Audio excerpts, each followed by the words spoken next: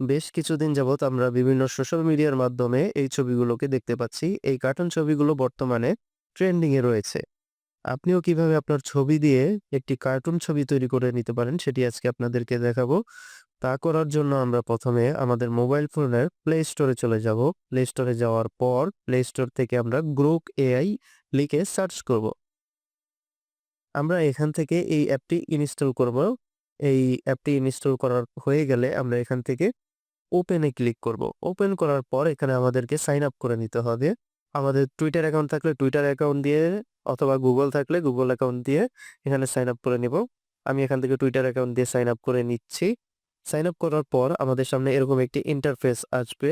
এখান থেকে আমি প্লাসে ক্লিক করব। প্লাসে ক্লিক করার পর এখানে ফটোসে ক্লিক করব।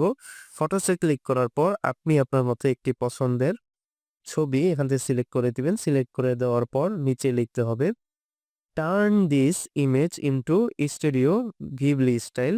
লেখার পর এখান থেকে আমি মেসেজটি সেন্ড করে দেব। সেন্ড করার পর কিছুক্ষণ অপেক্ষা করতে হবে। অপেক্ষা করার পর আমরা ধীরে ধীরে দেখতে পারবো ছবিটি কার্টুনে রূপান্তর হচ্ছে। এভাবেই আপনারা আপনাদের যে কোনো ছবিকে কার্টুনে রূপান্তর করতে পারবেন। তবে এই এআই টুলস দিয়ে দিনে মাত্র ৩ থেকে ৪টি ছবি কনভার্ট করতে পারবেন। তবে প্রো ভার্সন নিলে আরো বেশি ছবি করতে পারবে। এরপরও যদি কারো কোনো কিছু বুঝতে সমস্যা হয়ে থাকে তাহলে কমেন্ট করে জানাবেন। ভিডিওটি ভালো লাগলে একটি লাইক দিয়ে সাবস্ক্রাইব করে পাশে থাকবেন।